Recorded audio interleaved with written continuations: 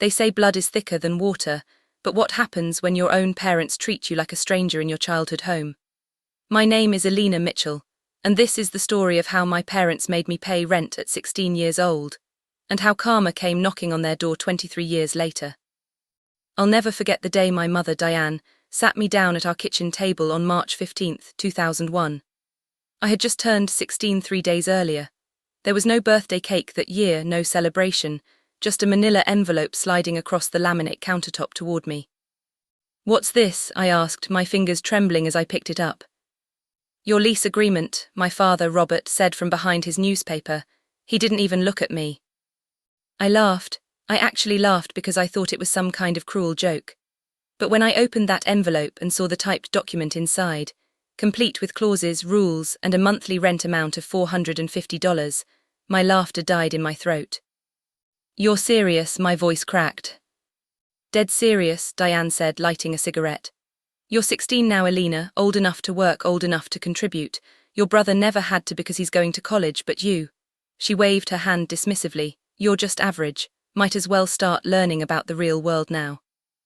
My brother Marcus was 19 and the golden child.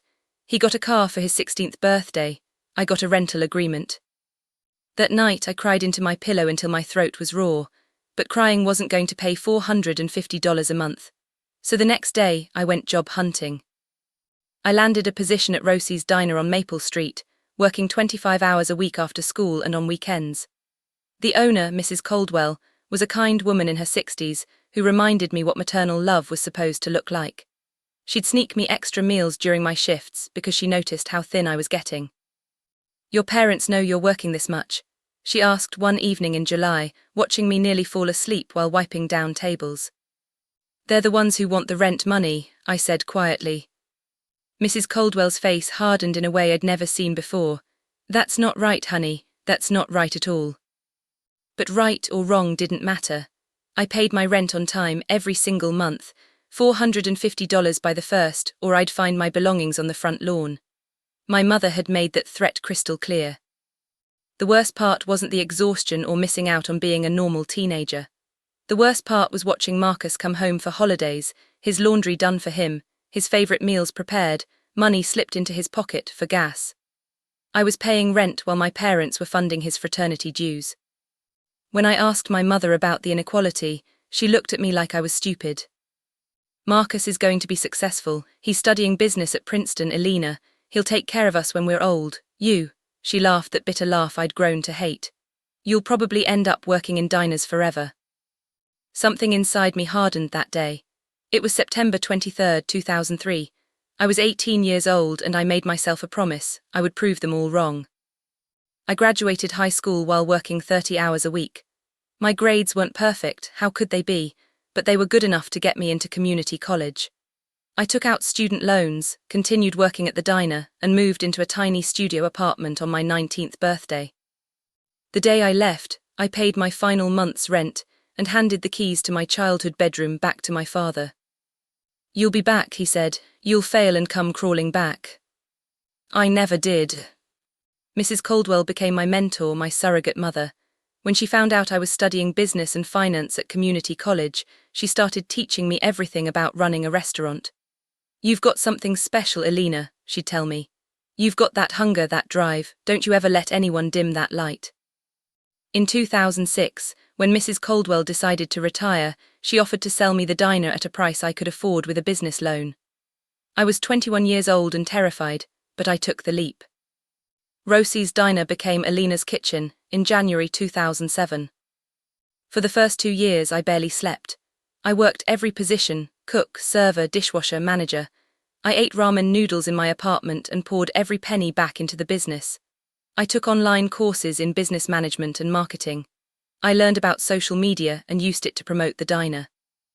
By 2010, Alina's Kitchen wasn't just surviving, it was thriving.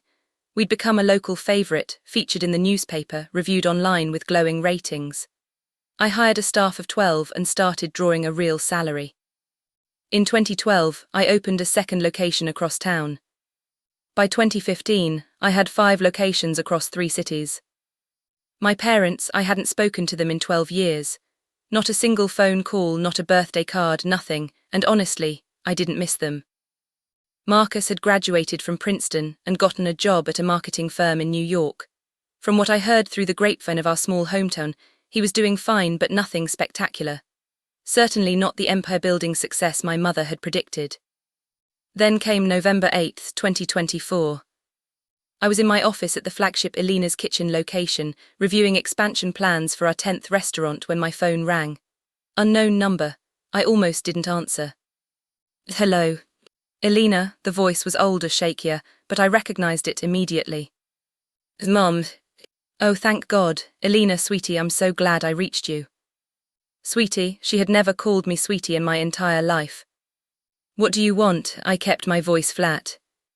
Honey, your father and we need your help, we're in trouble. I should have hung up right then, but curiosity, that terrible, persistent curiosity, kept me on the line. What kind of trouble? And then it all came spilling out. The medical bills from my father's heart attack 2 years ago, the reverse mortgage they'd taken out on the house, Marcus losing his job and draining their savings with constant loans he never repaid, the foreclosure notice they'd received last week. We're going to lose the house, Alina, the house you grew up in. We'll be homeless by Christmas. I sat there in silence processing. The house I grew up in, the house where they'd made me pay rent as a child. Where's Marcus? I asked. My mother's voice became small. He said he can't help right now, he's got his own problems. Of course he did. How much do you need? $80,000. The bank said if we can pay that by December 15th, we can keep the house. $80,000. I could write that check without blinking. My restaurants brought in more than that in a single week. I need to think about it, I said. Alina, please. I hung up. For 3 days, I wrestled with myself.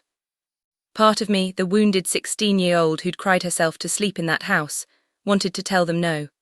Wanted them to feel the fear and helplessness I'd felt as a child. But another part of me, the part that Mrs. Caldwell had nurtured, knew that revenge wouldn't heal those old wounds. On November 11th, I called my mother back. I'll help you, I said, but there are conditions. Anything, Alina, anything. First, I'm not giving you $80,000, I'm buying the house. You and Dad can stay there rent-free for the rest of your lives, but the house becomes mine. Silence. Second, you're going to admit what you did to me was wrong. Not a half apology, not an excuse, a real admission. Maury, silence. Third, Marcus gets nothing from me, ever. He made his choice when he abandoned you. But those are my terms, take them or leave them. On November 20th, 2024, I sat in a lawyer's office across from my parents. They looked older, smaller somehow. My father's hair had gone completely white. My mother's hands shook as she signed the papers transferring the house to me. When the paperwork was done, I looked at them both. Now the apology. My mother's eyes filled with tears. Alina, we were wrong. What we did to you, making you pay rent, treating you the way we did, it was cruel. You were just a child and her voice broke. We destroyed our relationship with you because we were too blind to see what we had. My father, who had never seen cry, wiped at his eyes. You turned out better than all of us, Alina, better than we deserved. I'm sorry, I'm so sorry. I nodded slowly. I'm not doing this for you. I'm doing this because I'm not like you. I'm doing this so I can look at myself in the mirror and know I'm better than the people who raised me. I stood up to leave. Alina, my mother's voice stopped me at the door. Would you? Could we maybe have dinner sometime? Try to. No, I said softly. You get to stay in your house, but you don't get me. That ship sailed 23 years ago when you handed a 16-year-old a rental agreement instead of love. I walked out of that office and didn't look back. Today, December 15th, 2024, I'm sitting in my beautiful home. A home I bought with money I earned through my own hard work, writing this story. My parents are still living in that house on Oakwood Drive, kept safe from the streets by my charity, not their own planning. Marcus called me last week. He'd heard what I did and wanted to reconnect. I blocked his number. People ask me if I feel good about saving my parents' house. The truth is, I don't feel much of anything about them anymore, but I feel good about who I've become. I feel proud that when I was tested, when I had the power to let them suffer the way they made me suffer, I chose mercy. Not because they deserved it, but because I'm Alina Mitchell, owner of 10 successful restaurants across 5 states, and I don't need revenge to prove my worth. Mrs. Caldwell passed away last year at 87. I was with her at the end, holding her hand. "You did it, honey," she whispered to me.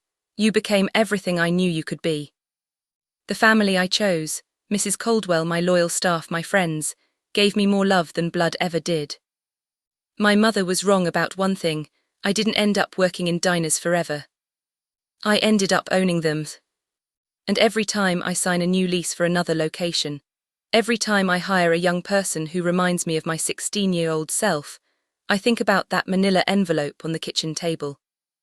Thank you, Mom and Dad, for teaching me exactly what kind of parent never to be. Thank you for showing me that success is the best revenge, and that mercy is the ultimate power move. I don't need their love anymore, I never really had it anyway. But I have something better. I have self-respect, a business empire I built from nothing, and the knowledge that when they needed me most, I was strong enough to help, not because they deserved it, but because I deserved to be better than them. That's my story. That's how my parents made me pay rent at 16, and how I paid for their house at 39. The difference: when I paid their rent, I was a child with no choice. When I saved their house, I was a woman with all the power, and I chose mercy.